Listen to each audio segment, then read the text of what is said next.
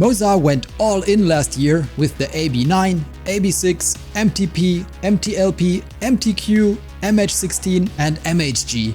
The MRP pedal set is the last piece of the puzzle, and here it is. First impressions are solid, it feels sturdy, is easy to set up, and I really like how it looks. But how does it actually perform? Does it stay put? Is the damper smooth and responsive? Is it noisy or fairly quiet? How does the resistance feel? And does it fit well on sim rigs? Well, let's find out.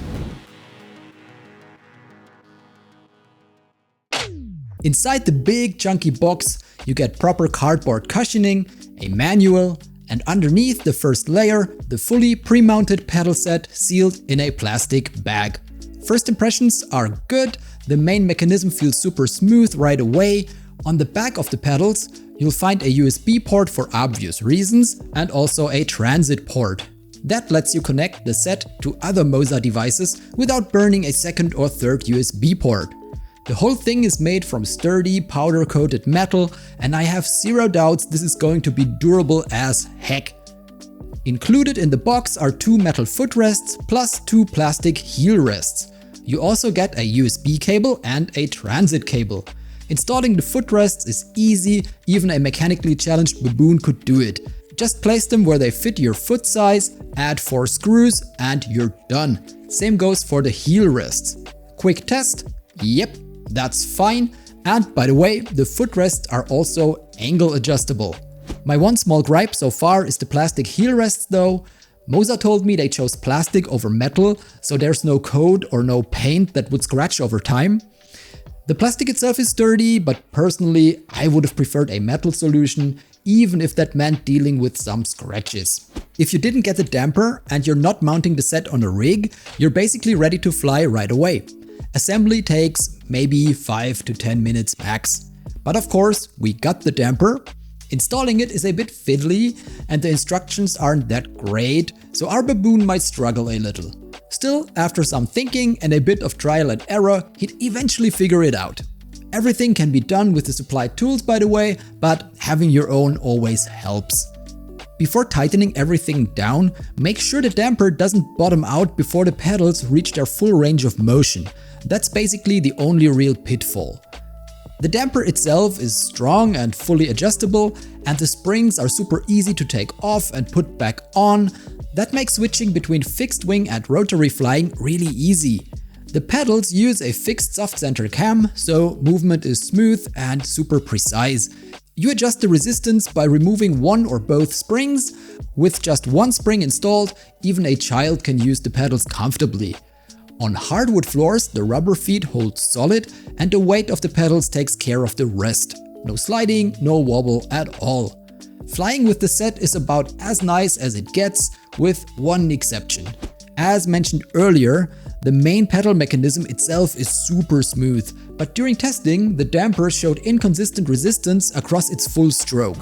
The damping force changes noticeably depending on position, with some stiction and sticking points, resulting in a non-linear and inconsistent feel. This happens regardless of the adjustment setting and is still present even at minimal damping. To keep things non-invasive, I didn't open or modify the damper. As a reversible test, I cleaned and lightly lubricated the piston rod externally to rule out guide friction.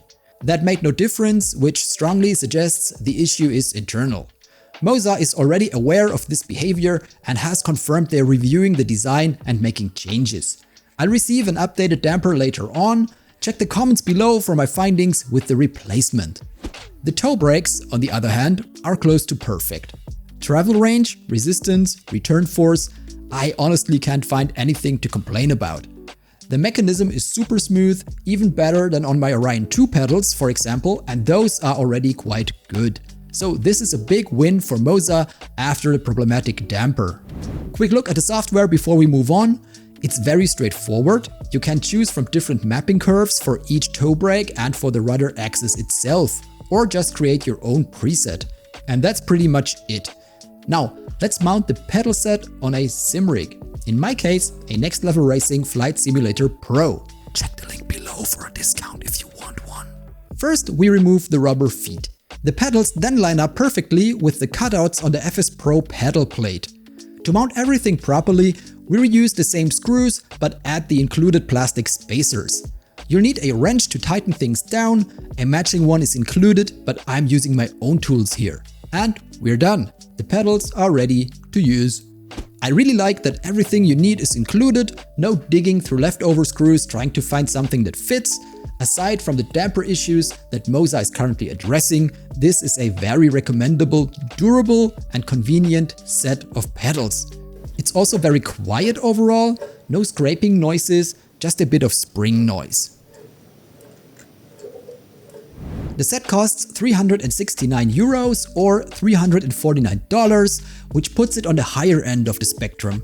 The WinWing Orion 2 pedals, for example, are cheaper, but they use a stronger spring with no lighter option available, and the toe brakes feel slightly less smooth in direct comparison. The Virpil Falcon rudders cost roughly the same, but they come with interchangeable cams, which gives you more tuning options. One notable difference is the footrests. MOZA ships the pedals with GA-style footrests, while both WinWing and Virpil use half-foot modern combat-style footrests. For a full HOTAS market overview, watch my roundup here. 350,000 people watched last year's version, so it can't be that bad, I guess. Thanks for stopping by, fly safe, and I'll see you there in a second.